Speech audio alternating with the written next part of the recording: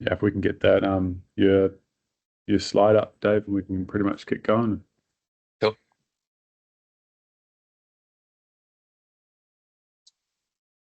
All right, it's a bit strange addressing a bunch of initials, but that's okay. Nice to have everybody on this webinar. It is going to be recorded as well because I know a lot of people that we've done other webinars before, and a lot of people have wanted to reshare the webinar with other colleagues that haven't been able to make it. So we'll be able to get that out to you guys once the webinar is finished. We've got about 90 minutes. We're going to be talking at a high level about what is all this AI business. Obviously, people have spoken about it before in a lot of detail. We're seeing a lot of webinars. We're seeing a lot of conferences on AI. What we're not seeing is sessions that are going to be practical in nature that aren't necessarily just about Copilot. So we're, being in the IT and cybersecurity industry, we're very familiar with Copilot. We were first to jump on board a couple of years ago. It hasn't really answered a lot of the prayers that we had for AI in that regard, but there is still a lot of development in that space. We're not going to be really talking about Copilot at all. So if you've jumped on for a Copilot webinar accidentally, feel free to jump off now. Or you can stay and we can talk about some other interesting components to do with AI and automation. So Dave is going to be taking the majority of the webinar. Just a couple of housekeeping things, as Dave's mentioned. Feel free to ask any questions you want in the chat or the Q&A.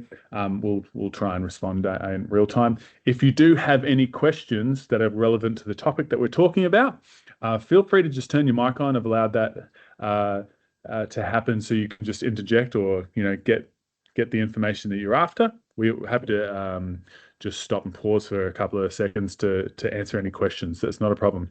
We do these workshops for executive leadership teams, senior leadership teams, for organizations as well. They're a lot more engaging because they're often 5 to 10 people. This is a larger group, probably looking at about 40 people once everybody arrives. So it can be a bit hard to do a lot of that sort of personal engagement. But if you're after something like that afterwards, just feel free to get in contact. So, David, over to you. Do you want to just get the slides going and we'll start talking about it?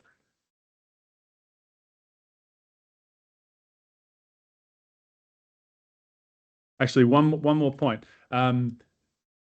Being a cybersecurity company, we are very, very aware of cybersecurity, privacy policies and bits and pieces.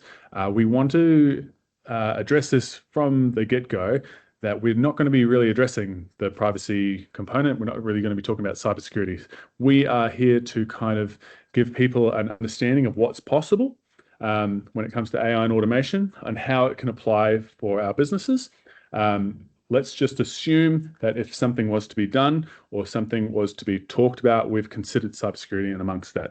It's very easy to say, and so we're not disregarding that at all. But we don't want that to be a blocker in our minds for what we're trying to get talk about today. Excellent. Over to you, Dave. Can you guys hear me, Cal? Yep. Just want to switch on microphone, so I want to make sure that's all working. Well, thanks again, Cal, and thanks everybody. We're super excited today to be talking about AI, so I really appreciate your time and attention today. Today we're going to be talking about a few things.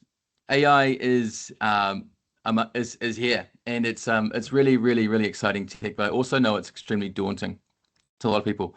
So today, this is what we're going to try and cover off. And I'll try and do it in the next less than 90 minutes.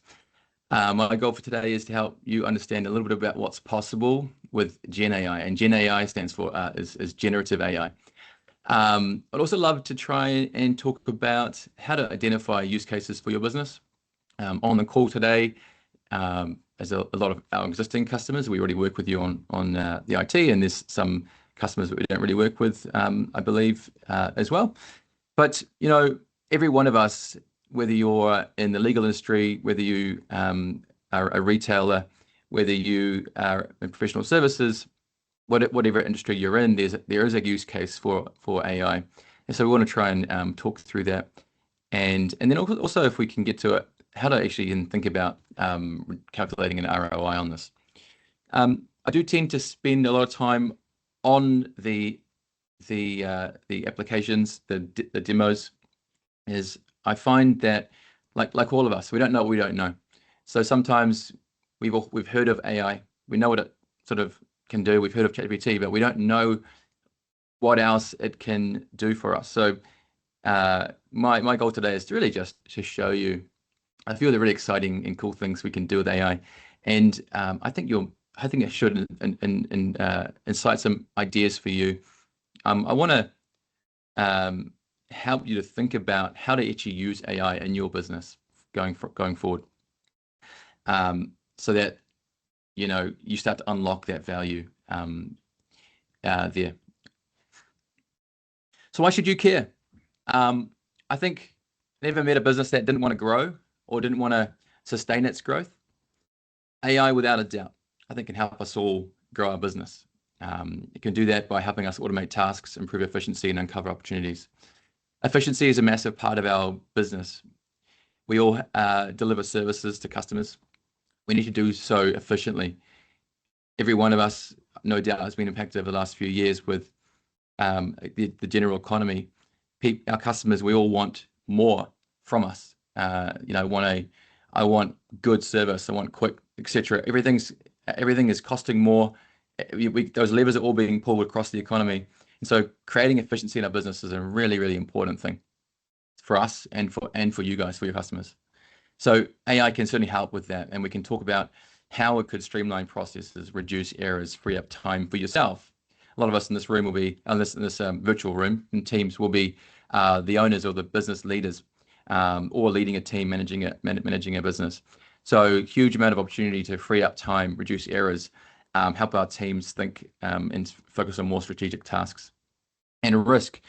Each business carries a amount of risk. So how can we help? How can AI help to mitigate the risk that we have in our business, whether it be across legal, compliance, etc. One of the things that I've kind of been challenged on, and I continually get challenged on as I go through this journey, this sort of wave of new tech, is that I've got to unlearn what I've learned. I've been in our business for 12, 15 years now, and I certainly know if you do things the same way forever, you're going to get the same result, so to speak. And AI really has challenged me like nothing else ever before. And I really wanted to encourage you as well today that we should start to go, actually, we could do things a little differently.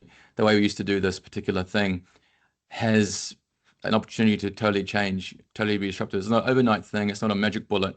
AI is amazing, but it's not a switch you flick on and all of a sudden it's magic. But it is a journey that I think each one of us should go on, and possibly are already on, and we'll end up being challenging ourselves to unlearn what we've learned in terms of how we operate our companies. And it will be exciting. Just a bit of background as well. 2023 really was the year of generative AI. Generative AI is really this thing, and you probably would have heard of ChatGPT by now. Gen AI is where all of a sudden the AI that's been around for a long time, if you think about Facebook or Spotify, Spotify's been recommending playlists for me for a lot longer than 2023. Netflix is probably recommending shows to watch based on your preferences. This is also AI, but it's kind of AI that's a bit more invisible in the background. It's been around for a long, long time. AI is actually not new. But 2023 was the year of generative AI. It's this year where all of a sudden it's relatively democratized. All of a sudden AI's come to the masses. And the screen here shows us just the time that each application has reached 100 million users. So Uber took 70 months to hit 100 million users. Spotify, 55 months. Instagram, 30. ChatGPT took 2 months to hit 100 million users globally. I think that's an amazing stat, and it speaks to how much people are interested in this technology. It's incredibly intriguing. What is this AI? What can it do? And if you're like me, possibly you're not like me, but I was sitting on the beach and down at the Mount, 2022 December, writing poems for my wife and songs for my friends about all sorts of things, and sort of midnight on New Year's Eve, going, what is this technology? What is this application where I can talk to it? And it's nothing like Siri. I used to ask Siri, look up a website, and I'd get this kind of semi-random answer back. Now I can ask this AI called ChatGPT, and it just writes me an entire song or makes this poem that my wife was just so happy with me that day, like, wow. Or like birthday cards or whatever. And all of a sudden, this is the genesis of Gen AI, and what's to come has ramped really quickly. There was an article last year in Inc. Sam Altman, who's the CEO and co-founder of OpenAI, put out this article, and he talks about this 5 stages that they think AI is going to go through. And stage 1 is chatbots. And I think I wanted to, give you this foundational knowledge here. Chatbots is what we know of as ChatGPT. As we download the application, we use it. This is AI with conversational language. This is an AI that sounds like us. How on earth does it do that? Well, it's been trained on a lot of data, and there's a lot of obviously incredibly powerful engineering behind it.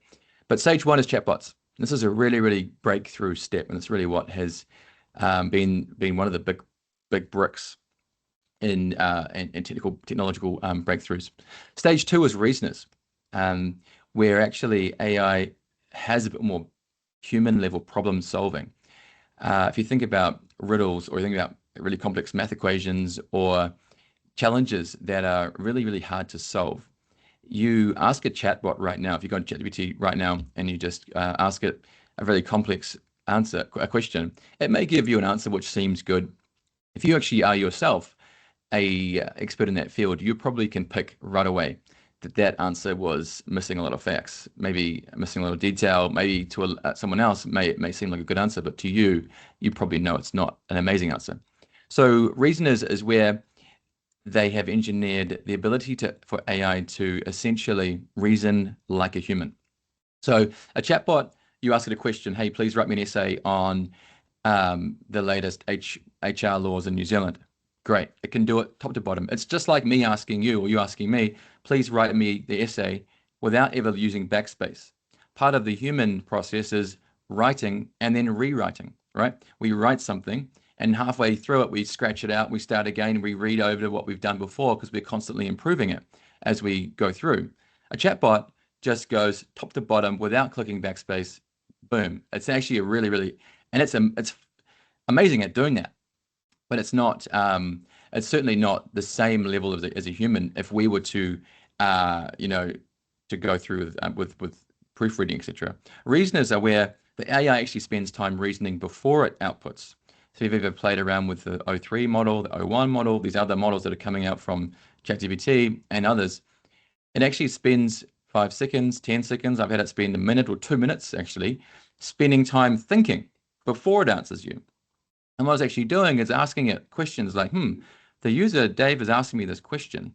I wonder what I think about this. And it starts to go, I think about this, but what if he says that? What if he means that? What if I think about this? What if I think about that? And it starts to think about their problem again and again and again, sort of going through this looping cycle. And then at the end of it, takes all of its own thinking, then it answers you. And at the end of the day, that response is significantly better. And we're seeing this, and you think about how that could apply to business, we're seeing this show up in many areas, such as research or others. Agents are the next stage, which is agents are systems that take actions. This is a really exciting stage, and I think one for every business to take hold of right now. Agents are where you're using the power of an LLM, a large language model like ChatGPT. But that agent, that AI has effectively been given tools as well. This tool could be a calendar, could be an email inbox, could be a function of chat on your website.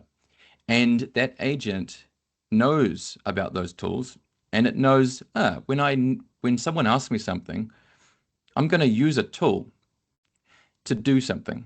And it's really exciting. I can demo a couple of small things, but I thought I'd take the time now to just show you an example. I've created myself a little, if you've ever used Telegram before, you obviously got Telegram or WhatsApp. I've created myself a little bot called Will AI. If you've ever heard of Will AM, it's a play on that. My last name is Wilson, so I call it Will AI. I can say, hi, what can you do? And this is just like me talking to ChatGPT, right? But I've actually built myself a little chatbot within Telegram. And it says, hey, I'm here to help you with a variety of tasks, provide information. Here's some things I can do for you, manage your task. Great. Well, I've got my little Microsoft to do over here. I can say, I totally forgot to buy my wife flowers. Please remind me to do that. And I mean, if it all works, this is just a demo I flung together quickly on the weekend. But, in theory, oh, look at that. Buy flowers for my wife was just added to my to-do list, right? And then it's given me a little reminder. I've just added a reminder for you to buy flowers. Now, you go, if you kind of think about what this is doing, this is an AI chatbot that I built. The brain is OpenAI. The function is Telegram, which is an app on my phone. The tool is add a to-do list on my to-do list. But I've also given access to my calendar. I can say, what's on my calendar today? And it goes out to my calendar and can retrieve, and I've made like a fake calendar with fake things. Today's stand-up meeting, a meeting about that, client presentation. This is an example of agents in a personal capacity. You think about where this could go. What if you've got a system where you've got a database online with an application? What if on the go you could ask it a question, please do this, do this, do this, do this, do this, and it goes up and does it for you and tells you you've done it. This is where we're going to go, where agents are taking a role or a seat in our organization. And I think every one of us needs to wrestle with, what does that even look like? I'm starting to muck around with that in our own business. And I'm also trying to help other customers think this through as well. I'm going to skip stage 4 and 5, but this is effectively where, if you think about the next 5-10 years, you kind of imagine where AI could just eventually go. Again, if you've got any questions or any like, hey, what about this? What about that? I really want you to drop them in the chat. Please don't hesitate to ask questions. You may, we will try and get some Q&A going at the end. But yeah, really wanted to invite you to ask questions, because you may be going, oh, that's kind of cool, or I would love to know about this or that. I want to take a step back as well. What actually is generative AI? So I just showed you an example of an agent. Now, what does that do? That's text. It's also code. I had to code some stuff. So I had to connect applications together. We've seen AI be able to make images and videos and audio. Kel and I are both musicians. It's amazing. It's amazing to me that I can ask a prompt into an AI and say, write me a song about something. And then all of a sudden, in all of 10 or 15 seconds, I had my Christmas playlist, and we were singing Jingle Bells and other things to my kids. And it sounded like Brooke Fraser. It was just an incredible, Christmas morning with AI generated songs that were just made in a matter of seconds. This is the idea of generative AI. Drake AI. This is an example of, someone using an AI system to create a song that sounded like Drake. He found it and thought it was really, really, actually really, really good. DALL-E and other tools, there's many out there now where this is an example of text. You transform generative AI's generative AI. You transform text into image. So if you're a marketer or someone that wants to do social media and you need some products, that you can actually technically make those product images, and there is many, many ways to do this just with your text now. An astronaut riding a horse as a pencil drawing, a koala dunking a basketball, a selfie of the Last Supper, the Pope in a puffer coat, or Trump in prison. These the mind boggles in terms of how people made this. It is it's absolutely wild, but effectively this is huge machine learning, massive amounts of data, and then the ability to translate text into images. AI is multimodal, and this is a really interesting example, and it's really fun. I don't know about you, but my brain kind of shuts down when I see a thing like this. It's just, where do I park? I don't know. I don't know whether I can park here or not. There's too much information. I could probably sit there and figure it out, but take a photo of it and you tell the AI, hey, it's Wednesday at 4 p.m. Can I park at this spot right now? Tell me in one line. And it's like, yes, you can park up to 1 hour starting at 4 p.m. And how it's done that It's understood context. It's gone, hey, this is a parking sign. It's read all the text. It knows OCR, so it can actually recognize the characters, and then it can sort of reason or think about that and go, based on all this, I'm checking that out. Boom, there's your answer.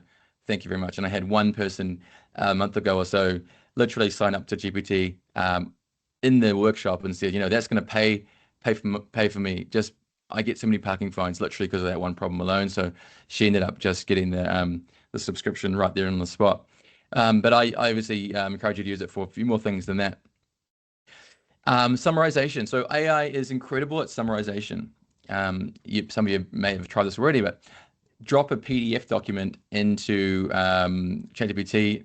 Clearly, Keller obviously already prefaced this by saying security. Please don't drop, the world's most sensitive data ever in there. But let's say in this example, we're summarizing a industry report. It's already public. Summarize this document to 5 short bullet points. No more than 12 words. Boom. So there's your summary of the document. AI investments will drive innovation for 40% of core IT spend, blah, blah, blah. Tech providers this, uncertain infrastructure. So I could read that 35-page document. 100% I could. But let's say I had 12 reports I wanted to read, and I wanted just a summary of all of them. And I wanted to figure out which ones I wanted to read based on the summary. Well, AI is going to help me to do that. There's actually many, many use cases around this. Because we've got a few core principles here with AI. We've got summarization being one of them. We've got comparison being another. We obviously experiment with dropping multiple files into AI and asking it to compare and contrast across multiple files. Very interesting use cases that we could go through.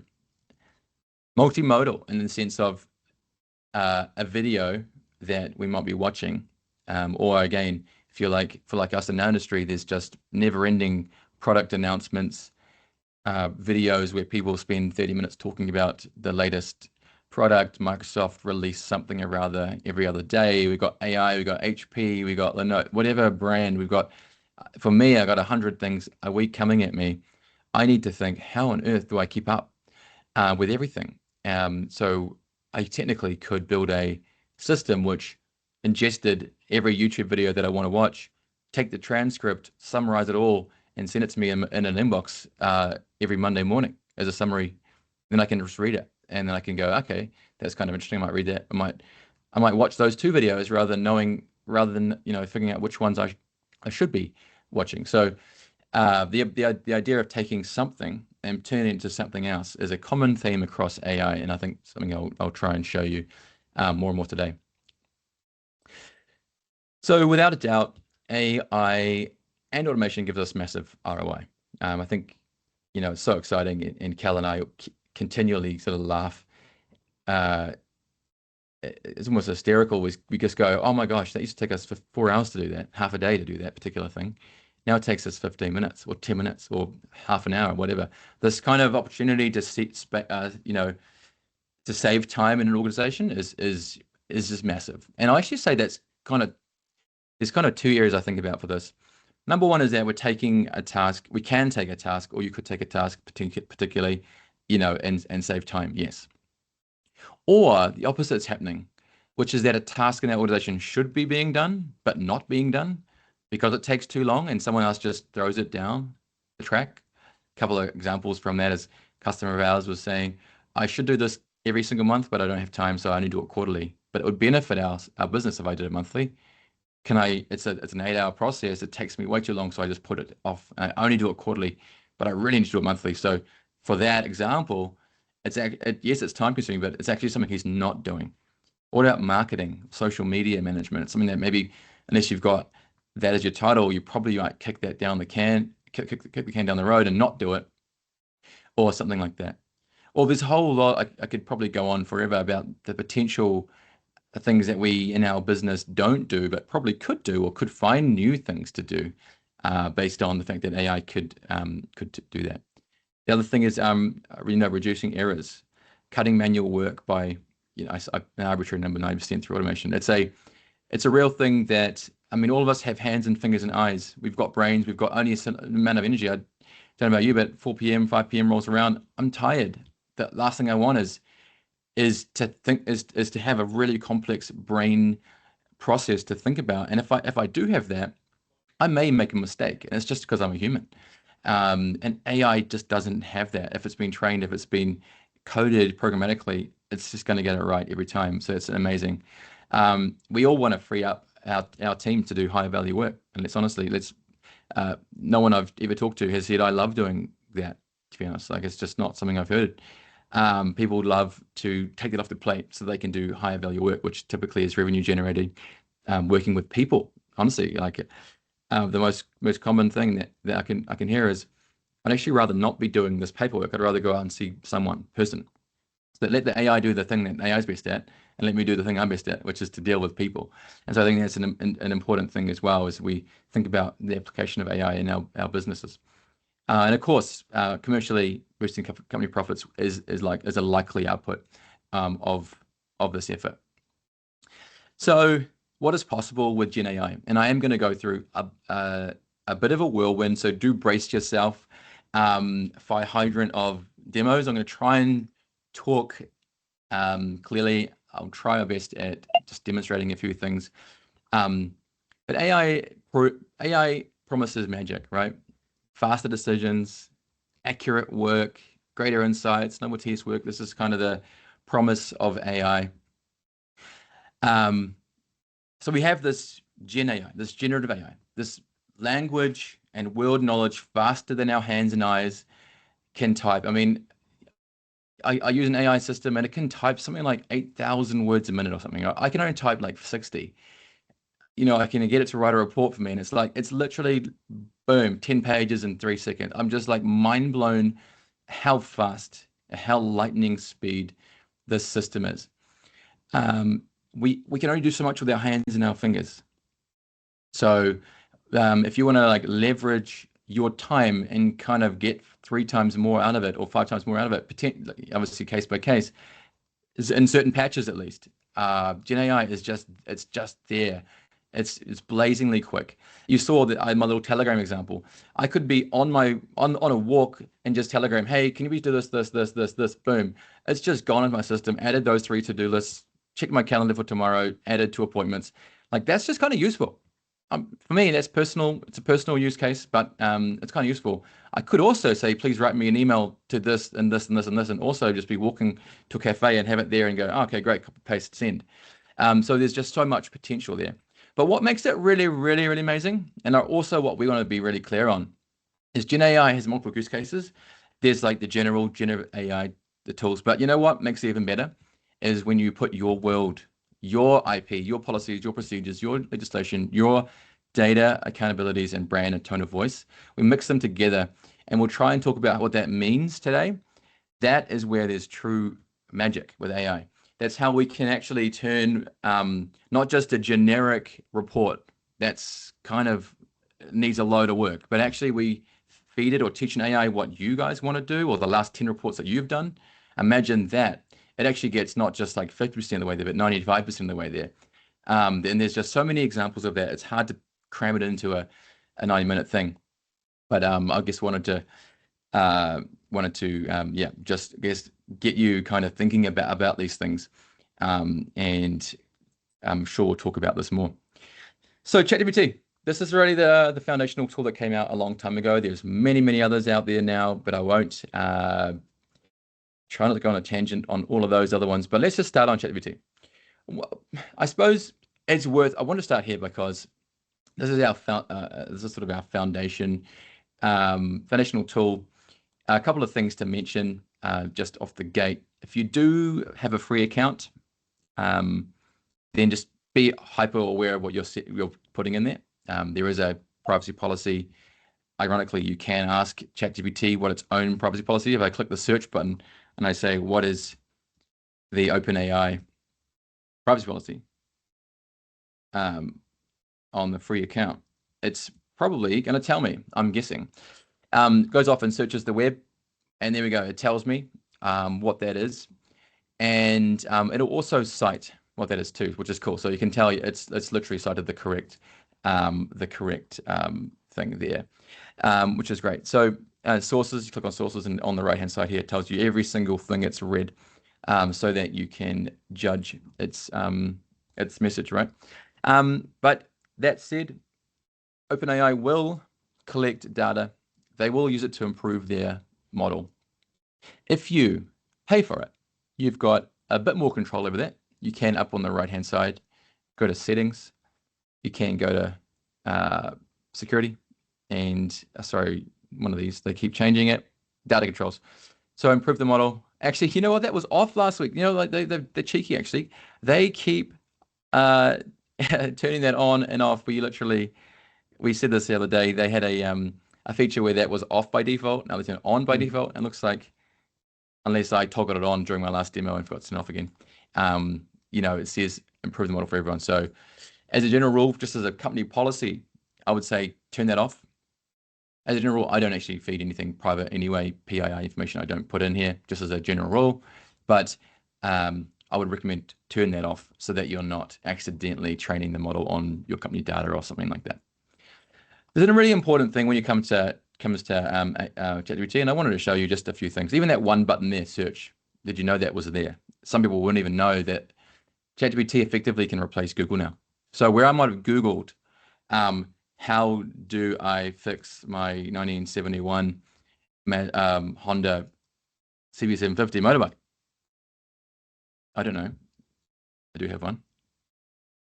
I might have Googled that before, but now I can actually use ChatGPT. And the cool thing is, it's actually also doing its own search and its own research. It's researched like 8 different websites, and it's personalized to me with its answer. And now I can chat back with it. What about this? What about this? I talked before about it being multimodal. There's examples where I've taken a photo of my 1971 Honda, and it's gone, you've got a problem with this, because I can see it in the picture. Incredible stuff for our personal benefit. When it comes to work, though, I think there's a new skill that we all need to learn, which really technically is called prompt engineering, which is effectively how do I talk to AI? What do I say? And I wanted to give you a bit of a framework for that. That is this acronym, RICE-Q. And so RICE-Q stands for role, the R for role, the I for instruction, the C for context, the E for examples, and Q for questions. There's a much different, let me just explain this. If I said, I want a meal plan for my wife and I for this week, let's just say that, right? That is a very average, very, very average prompt. It's probably just something that I just might throw in there. And it's going to be like, I'm probably going to get something half decent. That's the thing. AI is really smart, really incredible. This is super cool. Great. Right. But let's do something slightly different. I'll do a new chat. Let's use role. Okay. I'm going to just talk for a second. I'm going to try and dictate. I could say, I'll just say, you are an incredible chef. The very best. Yes. I need a meal plan. This should be for 2 people, 4 meals, or 3 meals a day. Okay.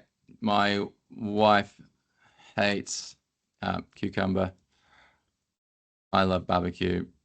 Make it a mix of veggie and meat. So we got a bit of a role here. You're an incredible chef. You're the very best. So the AI is going to be like, yeah, great. I am the best. Instruction. I need a meal plan. This is for 2 people, 3 meals a day, 7 days. My wife has some context, right? She's vegetarian, whatever, like the context of our life. The AI is incredibly smart. It's got this ocean of knowledge. It's been trained on the world's information, but we need to give it guardrails. We need to give it context and examples. I won't have any right now, but let's pretend like I had a couple. I was Googling it and I was like, I love this recipe and I love this sort of Mediterranean style. I can probably start typing avocado chicken, I don't know, avocado chicken, you know, veggie wraps, whatever, right?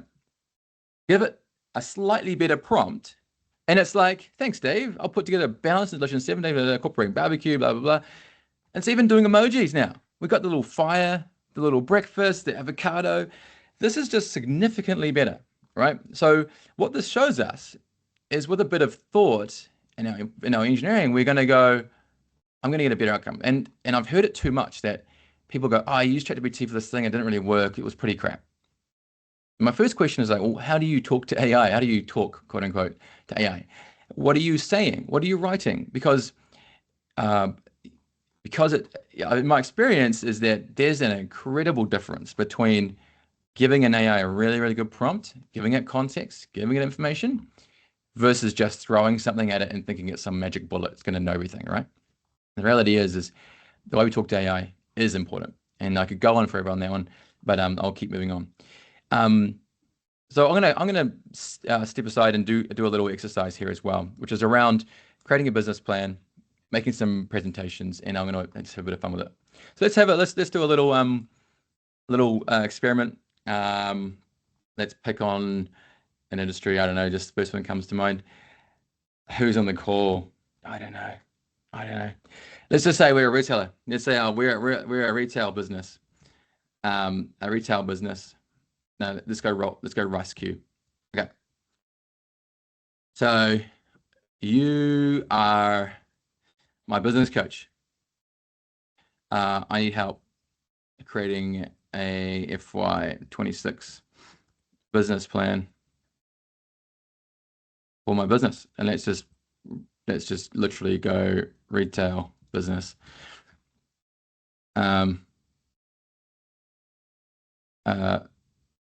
Sure, let's just pick a business off the retail off here. Okay, foodstuffs. My business is foodstuffs. This is great. Called foodstuffs. And I might turn on the search here because it's going to actually probably do a little search while we do this. I need your help crafting this plan. Context. I'm a new CEO and I want to impress. There we go. Example. Yeah, the last thing I didn't say last time, which I'll do this time. This is actually an incredible little hack as well. Questions. This is actually where you say, I need you to ask me questions so that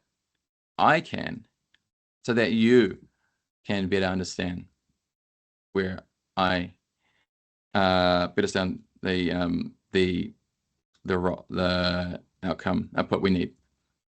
You know, when you ask the AI to ask you questions, it's actually a bit of a flip. It's a flip the script. It's like, it's an incredible thing. What I've done here is effectively gone, okay, your role as a business coach, this is my business, and a bit of context around what I'm doing. I didn't give an example because we're short of time. But the questions now, I've asked it to ask me questions. Not only is this good for me, as someone who's doing this, imagine if this was like a business plan, even just a customer proposal, anything. I'll have the AI ask you questions because then you're starting to think, oh, good question. I'm going to have to try and answer all these. And I won't sit here and do it. But imagine if we did spend the time to ask these questions, we're literally engaging with AI as if it's a business coach, right? Now, let's pretend, create me now a fake business plan, just as an example. Because what I want to do is I want to take its fake business plan, and we'll just use it in a real world scenario. Pretend like we're doing this in our business for, let's call it like the next year's planning, next quarter's planning. It could be a team meeting that we're just wanting to run on next week, Friday. Maybe we got a new employee starting Monday and we wanted to do a nice little presentation for them. Any sort of scenario. We've got a sales catch-up call. We got this issue we got to deal with. These are the kind of steps, and I'm trying to teach you like a way of thinking, how to use AI as effectively a thinking buddy, right? It's effectively going, okay, it's going to help me with questions. It's not replacing me. It's just supplementing me. It's making me work way, way faster than I ever would have before. If I'm the kind of person that stares at a blank page and goes, where do I start? Well, it's actually way easier to get started now because I've got something to work on rather than like, where do I start? I don't really know. Not everyone's like that, I understand, but some people are. So let's go. We've got this example business plan now. And now we can go to a tool called Gamma. Really, really cool tool. And we can go create new AI. We can just, there's three choices for us. I can go paste in plain text. Literally, I'm going to paste in that entire text. So I just literally copied it straight from ChatGPT. We can create a presentation or a basic web page or a document. I'll just go presentation right now. Click continue. And here's an example of using two AI tools back to back, right? This is a bit of a process where we're using AI to be our thinking buddy. And I'm kind of giving an example of that. Now we're going to go, let's make this visual because I actually need to present this to my team or to my stakeholders or to my friend, whatever your context is. And so we've got a couple of things we need to look at here. We're going to generate text or condense text that was already there. Or we're going to preserve the text. I've actually written it all. I want you to not touch it. Don't touch it. Just leave it as it is. So I'm going to go preserve, generate, or condense. Then if it's generating, you're going to create short sentences, medium, or detailed. And then who's this for? This is for investors, stakeholders. You can literally write that. You can write, we're doing this for the rugby club boys. I'm doing this for this, whatever your scenario is. I'm doing it for my team who are interested in hearing our plan for next quarter. I'm doing it for my engineers who we want to solve the top 3 issues in our operations that we can be more efficient as a team. Whatever your scenario is. Continue. Pick a theme. I'm just going to pick the one that's chosen. Obviously, we can go different colors and all sorts of things on the right there. And I click generate. And what it's going to do is it's kind of like, this is where that magic is, right? You just kind of go, how on earth does this work? I don't know, but someone does. And right before your eyes, you kind of have this presentation developed for you. And because I spent some time thinking about this, well, not much time, it's probably quite good off the bat. It's our Foodstuffs 26-year business plan, and it's even created a fake, like that's not a real grocery store. Like that's not real. That has been developed by AI. If you look closely, it's Flub Grocery. I don't know what that is, but there we go. Flub Grocery. Anyways, we have an executive summary. We have market analysis. We've got this strategic objectives, marketing plan, operations plan, whatever. We've got some revenue generation, and we've got this little world thing. If I didn't like this photo, I could come in here and go change it and just go generate a new one. The thing I love about this is it's generative, right? So it's going to take your prompt, abstract representation of a roadmap with arrows, and it's just going to go, oh, okay, we'll create a whole new one out of thin air. And you can just literally just go again until you find one that you love. Change the prompt, change it up, whatever. You go, yep, okay, I love that one. Cool. Yeah, we've got this grocery with this really modern looking grocery store. That's pretty cool. That was if that was in existence, I don't know what that even does, to be fair. It's like weighing machines. But yeah, this is a good point, right? This is just a good example of two AI processes I'm pulling together, right? I'm using AI as my thinking buddy, taking that AI into another tool, and I'm now presenting it. If I don't like the theme, if I want to change the color, I can literally just click a button and it will just go, let's go light. And there we go. It's nice and colorful now. Maybe this is more on brand. So it's an example there of two AI processes, or I guess it's multiple processes, really. I'm trying to help think through what that was. So we talked about that. And really, that's just one example.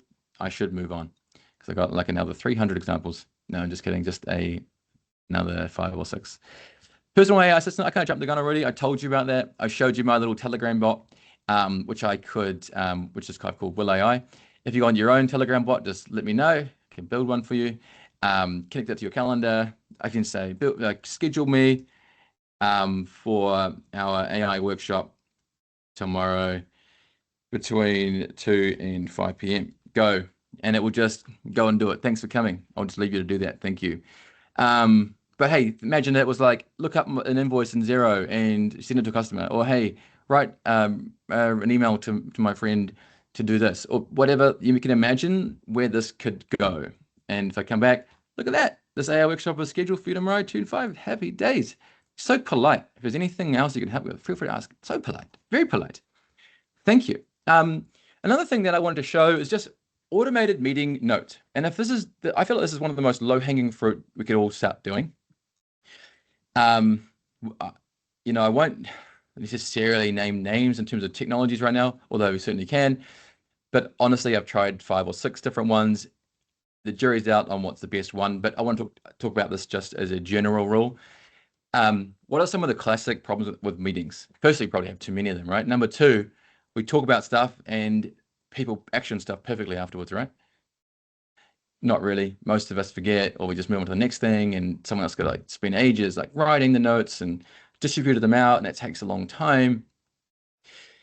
I started using automated meeting notes, and if you actually look, there's an app called Fireflies joined on this meeting itself.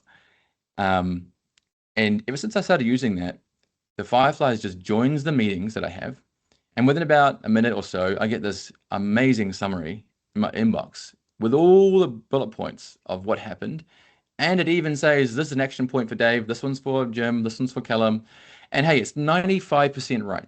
I can nitpick and get it a little bit wrong, but this is the worst the technology is ever going to be. It's going to get better and better and better. And even the fact that if it's 90% as good, but it only takes 1 minute, that's a pretty good tick for me in terms of leverage, because I would have spent half an hour writing that, but now I'm spending no time. And I'm happy to adjust the 3 things that were wrong. So I would recommend, if you're a customer, of course, talk to myself, talk to Cal. We can start, we're going to start reselling tools, supporting them, things like that, and recommend the best ones. But yeah, it's very low-hanging fruit because you integrate it with Office 365, or if you're on Google, they just join automatically. You can sort of set these parameters. They join automatically, they transcribe everything for you, and then they just drop you a note in your inbox with everything. And so if you're like me, I'm kind of on 10, 15, 20 meetings a week. Having all of that admin completely off my plate has been an absolute game changer, not only because it saves the time, but also saves my stress during the meeting. Some of the times I'm on a meeting and I'm worried about taking notes because I'm worried about missing something. And now I'm just able to be present in the meeting because I've actually kind of closed off that idea of I don't have to worry about this being captured because it's being captured. Thank you. I don't have an EA. I don't have someone around the office that can do those notes for me. So I've had to sort of rely on a piece of technology, and that's it. So the next thing I want to talk about was this idea of organizational intelligence, and this is really, I guess, where we can start taking things to another level. There are different levels within each thing I'm talking about, and I really am trying my best to encourage you today and inspire you. But trust me, I'm also trying to hold back. Like I'm very aware that I could be flooding this group with too much. And so what I think this is about is an overview. And really, if you want to dive deeper, I really want you to engage with Cal and myself, and we'll come out to your office and we'll have another session, and we'll be able to dive deeper into some of these topics. And you may need some time to marinate over today. But sort of going into the more organizational intelligence, what does this mean? I've started talking about this AI stuff and a lot of the cool technology, but how do we start to embed it and break it into our business? And there's a number of ways to think about it. But each one of us has a different department, right? Like we've got finance departments, we've got sales departments, we've got operations, warehousing, whatever it looks like. And every single one of those departments will have its own opportunities for AI, whether it be to grow, to manage risk, to automate, to save time, whatever that might look like. And it's really thinking about those use cases. But another low-hanging fruit, which is a piece of tech that we talked about already, ChatGPT. I will go back into here and I'll show you something that you may or may not have heard of. It's called custom GPTs. So let's shout out to all the marketing people that are in the room, if there's any, because me and Cal, I'll just quickly demo one now.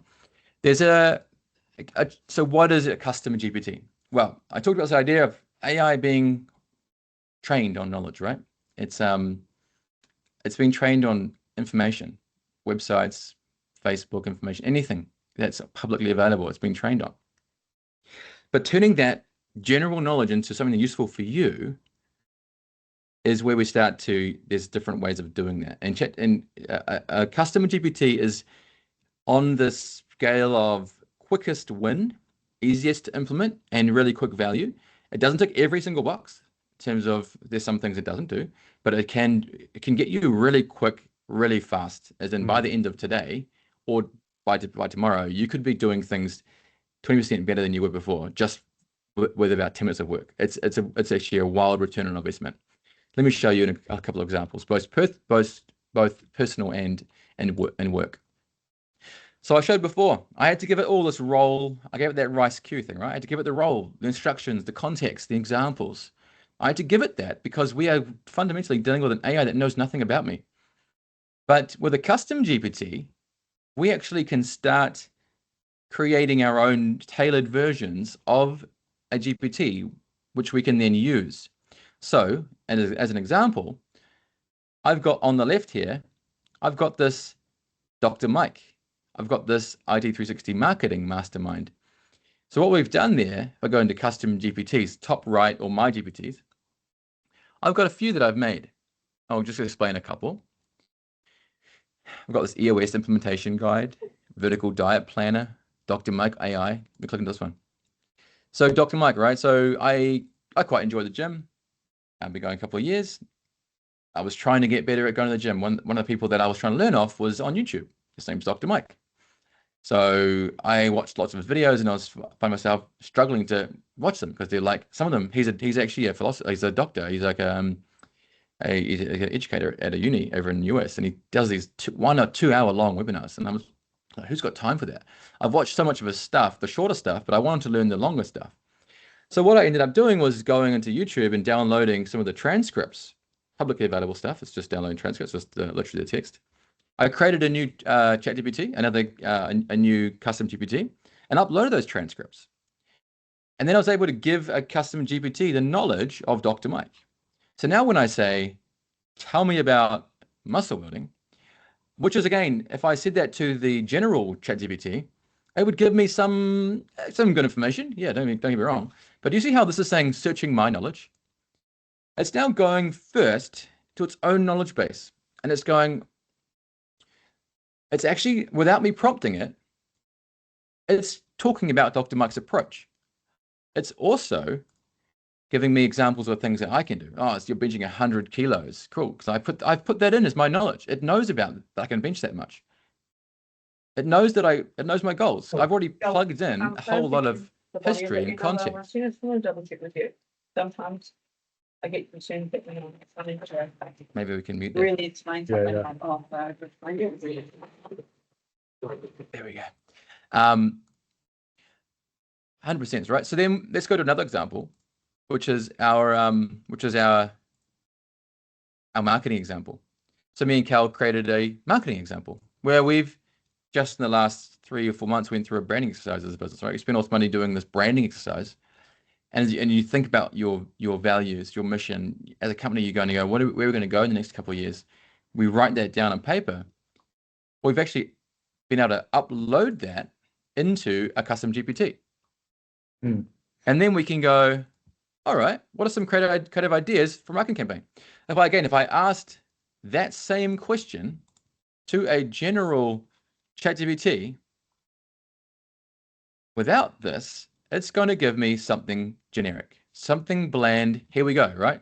Some creative ideas. It's going to give me some random. I mean, I'm not saying they're bad ideas. I'm just saying they are generic. They are whatever. If you ask the same question, it'll give you the same answers. Whereas now, without me even saying it, it's just said, based on your brand strategy, your discovery report, your website reviews, your this and this, here are some really important and really relevant answers. So we fed the GPT our custom brand guidelines. Yeah. But we can also choose the ability for it to search and scrape our website, in order to get as much knowledge as we choose it to do. Plus a whole bunch of other customizations that you might have, particular.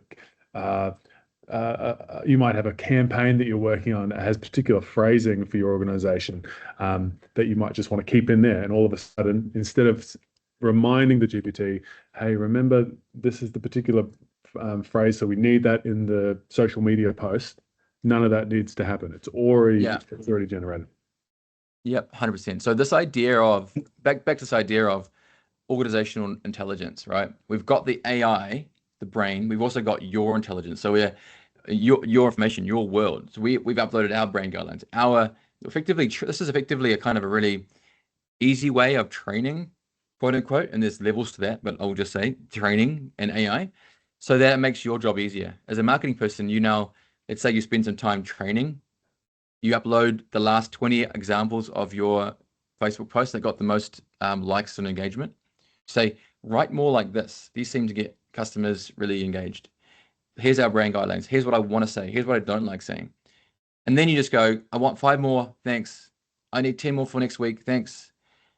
Bam, bam, bam, bam. 5 seconds, 5 seconds.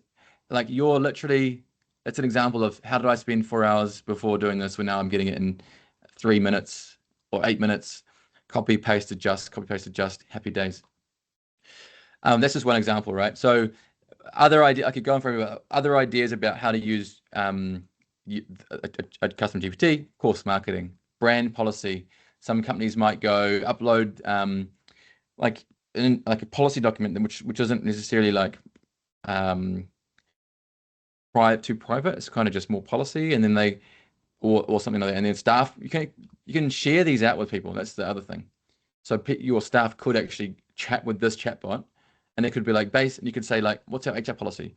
Chat with it. Can I go on leave next week? Oh yeah, you need to ask Kim first. It literally could answer that because it knows, it will reference the knowledge base. This is where we start to think, oh wow, I can use AI to like train it on our stuff. And again, there's levels to this. If you want to talk about that specifically, this is the most easy, quick win way. There's some downsides to this way because there's no traceability.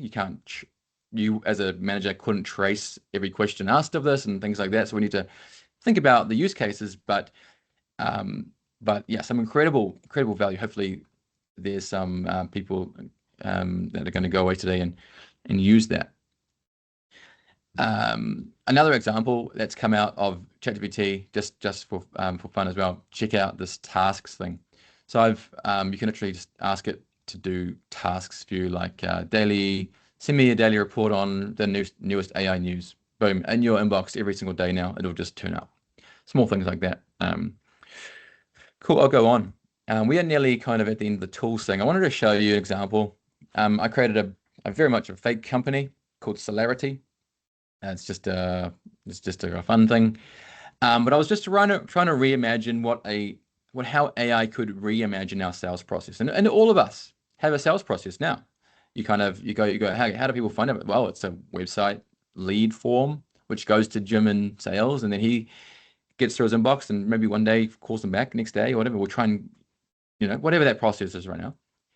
But I'll tell you, how we start thinking about, how do we reinvent our sales process? How can AI help us there? And you may or may not know. But here's just an example. So imagine a solar power company. Kel and I did a little experiment. In fact, Kel did the research here. I think he went to like 20 or something different solar power companies. And every single one, 100% hit rate of our current process is fill out a form. And that's cool. That's very normal. Don't get me wrong. That's very normal. But what if it's like a different process? What if you had an AI? And this is me building this. This is just fake data. I'm not using any real data here. Imagine if I dropped a PDF, and this is not even a real PDF, this is a real PDF, but this is not a real power bill. Click on this, and this is me simulating to go, okay, what if you uploaded your power bill, and then an AI analyzed that power bill in real time, and scraped the data off it, ran some calculations. Okay, and then your customer experience was like this, and says your solar panel savings are ready. Oh, okay, let's put my details in. And so what's happening here in my example, david@gmail.com, is in the back end, we've used some AI to scrape simulate the scraping the PDF, calculate what you're currently spending. Let's say it's $200 a week or a month or whatever. And then the AI would, in my simulation, would know the products that are being sold and would be able to go, okay, we can probably match you to that based on your this and that. Clearly, there's some intelligence that would be had to put in to make this work. And then an example here is, okay, you're going to be able to see my solar analysis. I'd put in my details. So you've actually, as a customer, I'm kind of a bit more willing to put my details in because I want to see my analysis. But of course, in this example, those details are going straight to the CRM, right? Click on that and boom, there I see it. My solar energy power. Based on your bill, you're spending this. A kind of cool experience for me as a customer. I can see that you somehow digitally figured out my bill. That's kind of cool. Here's my recommended system based on your kilowatt usage. Here's my next 25-year budget based on some nice graphs and monthly savings and whatever, your green impact. And you already start saving. Why not right now book the call? Because AI and automation there are tools that can see your calendar. Your sales guys are available at this time or this time or this time. Why not automate that? Completely remove the friction completely away from booking that thing. So you technically could, because the tools are all there. It's just like a cake. You kind of have to put them all together and orchestrate them in a good way. Let's pretend like I click schedule, and that's where my demo ends for this. But that is an example where I was trying to imagine a sales process for a company and go, what if we could use a bit more different technology? And really, the options are endless there. And not all of us are selling directly to other businesses. We're selling to individual consumers. And like me, for the specific example on solar, I'm not going to be thinking about solar panels between 8 o'clock and 5 o'clock. Like, I'm working, I'm doing stuff. It's only at 9 o'clock at night when I'm actually thinking about the annoyance of paying my power bill that I'm actually questioning myself. I'm like, why don't I have solar? That's right. I live in New Zealand. No, it's all clouds. If I was in Australia, I would. I 100% would. But it's only at that time when I'm actually thinking about that process. So instead of having some, very archaic process where you go online, you fill out a form, you wait to hear back from someone in a day or 2 days, you have a back and forth. I've lost interest in solar after that kind of engagement. I was kind of almost ready to buy at 9 o'clock at night because I can see the ROI, I can make the calculation, I can have the chat with my partner and go, maybe we should do this. It'll take us 4 years, but from then on, it's a positive ROI for us. That seems like a good idea. So it just completely radically changes the whole sales process. Yeah, totally. So that again, hopefully, this is not coming across like I'm telling you how to do something. I'm really trying to. My intention here is to show you, a few of the technologies, and you can effectively give a man a fish, he eats for a day, teach a man how to fish, he can live forever kind of thing, eat forever. I'm not trying to teach you how to, I'm not trying to give you a fish here. I'm trying to teach you how to think about potentially reimagining our business, the way we do things right now. How do we pull multiple technologies together? Even in the sales example, I've just shown you an example with Fireflies, right? So imagine, I don't even have this necessarily on a demo, but I'll just talk to it for a second. Here, I made this little diagram. What if we had a system which took our meeting minutes, right? Our meeting minutes into a live recording, and then went to an AI processing, right? So I use Firefly as an example. Yes, it emails the meeting summary. Cool. The action items, great. Key decisions. But what if we put this in place in context even further for a sales team? So what if that sales call was then analyzed by AI? And then the AI automatically wrote the sales proposal based on our chat. What if you're a business that you only need one chat to understand what's going on, and then you just figure it out at the end? And what if you literally talk about this on the call? Hey, you need this, and 3 of these, 8 of these, great. I'll get that written up for you. What if by the time you've hung up, it's already written, and it's in your inbox as a draft? These things are technically possible. I'm just making this sound easy, but they're technically possible. The magic is understanding how to put them together. What if we had a team of 8 people that are doing sales calls, and you wanted to understand sentiment analysis across all of them, because you're recording every single call, maybe a little bit brother, whatever you want to call it, but every single call was transcribed. Then you had a weekly report of every single call. Sales AI can be a sales coach. AI can read the transcription and be like, that guy asked really good questions, or hey, looks like the customer objected about this. analyzing 20 different phone calls, your most common objections are this, this, this. Because I showed you the example of how I talked to Telegram and it had a to-do list. What if it could talk to a person, get the transcript and add it to your CRM? The possibilities are really kind of endless. And this is why I'm so passionate about it and so excited about this, is because it's just, I just really find it cool. Really cool. It's really useful, incredibly exciting. The opportunities are really wild. And it's not just automation, it's AI and automation together. Another example, and this is probably going to be one of the last examples I show because I'm very mindful of our time. And shout out to, I don't know if Waterware's on the call, Danielle, you know, working with them on this project. And so many people are interested in this, right? In fact, Cal and I talk, everyone wants to automate something in their back office, like their invoices or the purchase orders, etc. So in this example, a purchase order is emailed in, right? Right now, manual process, we, you know, have to look up a customer in a system, search for a name. We got to look if they're on stop credit or not. We got to go, what's their product? I got to copy, paste, copy, paste, copy, paste. Well, what if PDFs could be extracted, sent to AI first, extracted? The data it actually goes through a process where the AI reasons over it based on, I talked about your organizational knowledge, your policies, your procedures. The AI can go, okay, based on this customer's order and this procedure, we need to process it this way, extract all the information, give it to the user. And I'm just using an example here, like a dashboard, where on the left-hand side, I got my fake little order. On the middle here, I've got my PO. And on the right here, I've got all the AI has fully extracted Denny, the address, the email address, Apple 5, quantity 1, all these line items have been here. And me as a user, I just go, yep, looks good, click approve. And once that's done, the process would go, okay, it goes to 0, or it goes into whatever system you would use.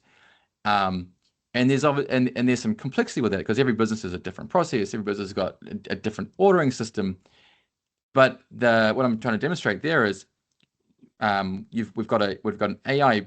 There's a potential for an AI process to read a document which is incoming, right? So this could be a PDF of some kind, like a purchase order, like an invoice. And some businesses I've shown this to, and they've gone, oh, actually, you know what? We have handwritten notes from the guys on the field. Can it read handwriting? Or we have a form for health and safety. So I wouldn't get too caught up on the PO side of things. It could be any piece of paper. We want to extract text in a structure and then put that text into a system. It's really just extraction, reasoning, and putting it in place, with the human being able to read it and actually double check it. So this is a human in the loop with AI helping on either side. If that makes sense.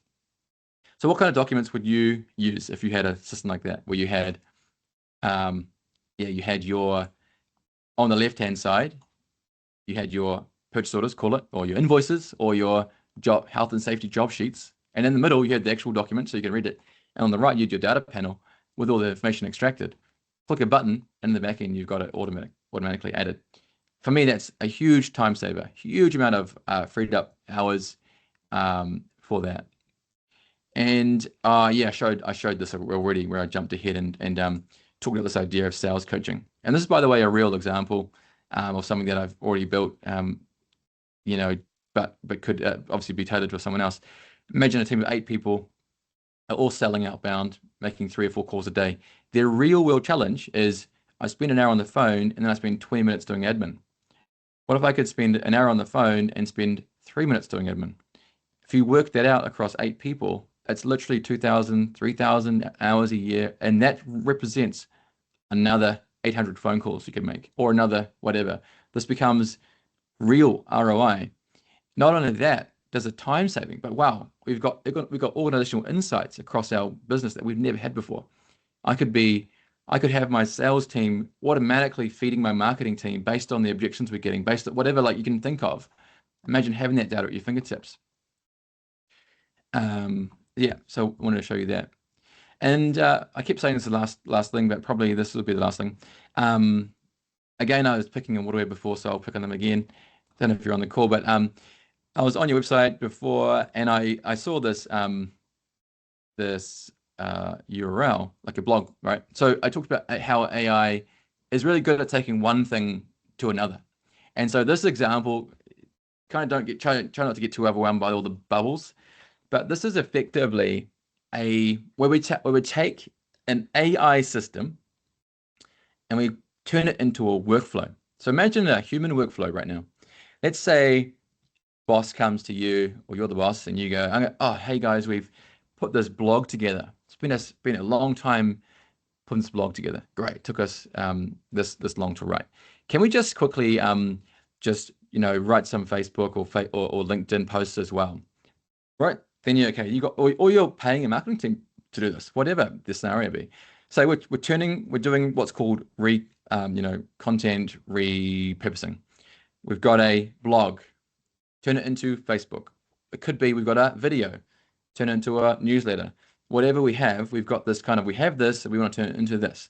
So my example here, I've got the start of this workflow, and I've got a Waterware product, which is just one of their articles, right? Great. So what if I was tasked to turn that into some other content? I'm going to just quickly switch a couple of screens really quickly. I've got some data already, so I'm going to just go ahead and delete it so you can watch this happen in real time. But just imagine in your mind, this was your task, all right? Hey, I want to create the next 30 days worth of content, and I've got to do it really quickly, and I'd rather not spend my entire day doing it, just whatever. Let's go. I click on here, I paste in a URL, I click run. Now, what this is going to do, I'll talk it through as you're watching it, but this will go scrape the website, and it's done that. It's that fast. It's done already. That's gone scrape the website. It's now sending it off to Claude. This particular little circle has a prompt in it, which is job is to go, please read all that text on that article and find 5 key points. So 5 different key points, and it's going to output. And effectively, it's like a baton, right? It's like sending data from there to there, to there, to there, to there, to there. And it's now this is called perplexity. This goes off to the internet and does a Google search. So this has got the 5 points. It could be point A, B, C, D, E. This is going to point A and going to research that point because I want to get some more context. And you saw something pop up just there on the left, sorry. We've just had our first piece of content be created right there. So the first piece of content was made. And now we're on number 2, and you just watch on the left and on the right, that number 2 is just done. And of course, I could be going away having coffee right now, right? Number 3 is on its way. What it's doing is researching each point. It's going through ChatGPT twice, creating a Facebook post, and I've got Facebook and tweets, but it could be anything, right? It could be newsletter, email, whatever written material you're thinking about here. And then what happens is it creates, in my example here, I've architected this to create 5. But you can imagine you can do whatever you like, right? This is the power of an AI workflow where I've gone, I want this flow to be done, or I currently do this now. Can an AI do this for me? And I've built an orchestration to orchestrate that from start to end with a trigger.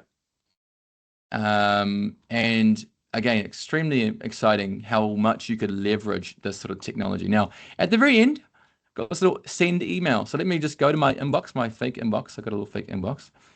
It says you got some content to review, new content ready to review. And this has just come in 1 minute ago, or no minutes ago. So imagine I send this. Well, I triggered this to say run, but I can actually set this to run every morning at 7 a.m. And rather than statically putting in my one article, I could put in whatever. I could put in a feed to say anything new from the news, come in, whatever. I go review content. I now go, oh, this is kind of cool. I've got 5 posts. Transform your space with Waterware's design. It's stunning. Blah, blah, blah. I got some emojis. I got hashtags. I've done 0 effort right now on giving it Waterware's tone of voice. But clearly, someone was actually doing this. They would put a bit more effort in. But even without that, I've just done, it's a pretty darn good job. So I've got powder rooms, a hidden gem of a modern house. did you know that powder rooms are making a huge comeback? This is awesome. It's pretty cool stuff. Amazing. And now I've got this little button here. Click post. If I like that one, I can adjust this. I could like change it. Click post, and then that can I could trigger that to actually post it on Facebook or actually post it on LinkedIn. So I could refresh and it could be there. Now, obviously I'm not doing that because this is clearly just a simulation, but you hopefully can see the power of putting together a few building blocks here, which is AI with your knowledge, your information, and now I'm even putting it into an orchestration or an automation as well. This is just a few examples. I know I've really fire hydranted this so far, but I hope that's an example of where you start to see, okay, so I guess the question, if we take a step back, is to be like, where in my organization am I spending time doing something that I reckon, now that I've seen this, I could probably leverage my time a little better. I could probably get a bit more use out of that particular department. I could probably double our output and not have to hire another person. I could probably save time. I could probably start doing automation that I'm not. Actually, an example from this was last week. I was meeting with a customer and I actually looked at their website and ahead of time in their workshop. I noticed they stopped posting in August last year. And I asked them, why did you stop? And, it could be anything, right? Someone left or someone just didn't have time. And I was like, well, why don't we just turn it back on again? But instead of turning it on with a person, I'll just turn it on with automation. I'll just literally write it from scratch now, all the AI. And that way you can start doing it again, because someone didn't have the time. They didn't have the ability. Not as if they didn't want to do that. They just didn't have the capacity to do that. Automation in this example is able to do things we couldn't do before. So how can we unlock the value of AI in our organization? And I love, Cal, if you're, we've got 10 minutes left. So I guess I'm trying to think how we best use this last 10 minutes. There's clearly an exciting opportunity here. And I hope again today that you guys are seeing some of the exciting opportunities in your business. But yeah, we want to start talking about that, unlocking the opportunity in your company, and maybe even spending some time brainstorming, or workshopping an idea even, or I guess we're going to actually mention that, the different ROI calculator as well. That's right. Yeah, I was just going to jump into that, Dave. Is that the latest one? So I'll bring it up on the screen now. We've built a tool. Everybody. Because we find this extremely important, because what ends up happening is customers and organizations go back and go, well, now that I know what's possible, even though you might not know exactly how to do something, I know we could potentially automate a particular process or a thing or whatever it is. And then it's like, oh, we could do that, we could do that, we could do that, we could do that. We've done lots of these workshops with executive leadership teams, and what you end up finding is they're all fighting over, let's start with this thing, this thing, this thing. So it's a good idea to actually really understand the process that you're doing and the return of investment when it comes to time or commercially, if you were to automate a particular process. Because not often, it's not always the sexiest and most wonderful idea that is going to benefit people the most. Often it's the kind of boring, mundane thing that just people go about doing every single day. We've done it this way for 5-10 years. So maybe think about those sort of things. So Dave's just going to talk you through a bit of a website that we've built, and I'll share this after the webinar with everybody, so you've all got access to it and you can run this as many times as you want. Yeah. So I built this tool just to help calculate ROI. Now, I am very well aware that there's a number of ways to calculate ROI, because we've got this kind of real dollar ROI, and we've got very much a quantitative ROI, which is for all the finance people. What's the dollar value we're going to save? And then we've got the kind of qualitative, which I haven't really put into this calculator, but we certainly can. This is staff happiness. How do we quantify happy culture, good culture? How can we quantify social media presence, which then means we can attract better staff, which means then we have like there's a lot of stuff that's hard to quantify, dollars. We kind of have a general, actually, if we put in an AI to help our social media presence, we might actually have, I was interviewing a potential employee just today, and he said to me, I looked at the post, I researched your website, I noticed you guys post quite a bit, blah, blah, blah. It kind of helped me to understand that you're not someone from like a long time. You know, he clearly thought of our website presence as an important thing to him in his research. And so I think this is the same. All customers that are researching, you know, will look at your LinkedIn, look at your website. So these are kind of things like they're important to think about with ROI. But let's go to the kind of quantifiable thing. Using an example I shared earlier, I can put in something like this. So 8 people all spending, let's say 30 minutes, how many times a week? So let's go one, 3 times, 4 times a week, whatever the number is, right? Let's say it's $40 an hour. We've got this little thing, 8 people performing 4 tasks weekly at 30 minutes. So let's put it as 8, right? So it's 8 and 8, which is aka half an hour a day per person. In my example though, I'll say this is more like 1 hour because 4 sales calls, 20 minutes, conservatively, I know that's more than an hour, but it's just conservatively an hour a day spent time doing admin, using my sales example. Clicking on this, calculate savings, we've got this kind of little graphic which turns up. Our real dollars, believe it or not, 8 people doing 8 tasks for 60 minutes is actually 3,000 hours a year. When you see the number, you go, oh, it actually sounds, I didn't think it was going to be that much money, but it is. You can do the calculations, 1 hour, 60 per person, per day, whatever. We go through here and we start to go, okay, what's our efficiency improvement potential? We could probably drop it by 70%, 40%. 80%. And there's a little slider here. And you start to go, okay, well, we can probably realistically, conservatively shave a bit of money. Okay, we can literally looking down the barrel of 100 grand worth of time. Is this worth investing in? Yeah, I think it is probably worth investing in. Great. Because then you go down and you go, well, what if we don't want to double count, right? There's clearly like different roles in our business. If this was an administrative role, we're not going to generate new revenue necessarily. Well, what if this was 8 engineers that are all billable for you? Then you go, actually, even if we build 50% of that time we just saved, we probably could actually net another 180 grand.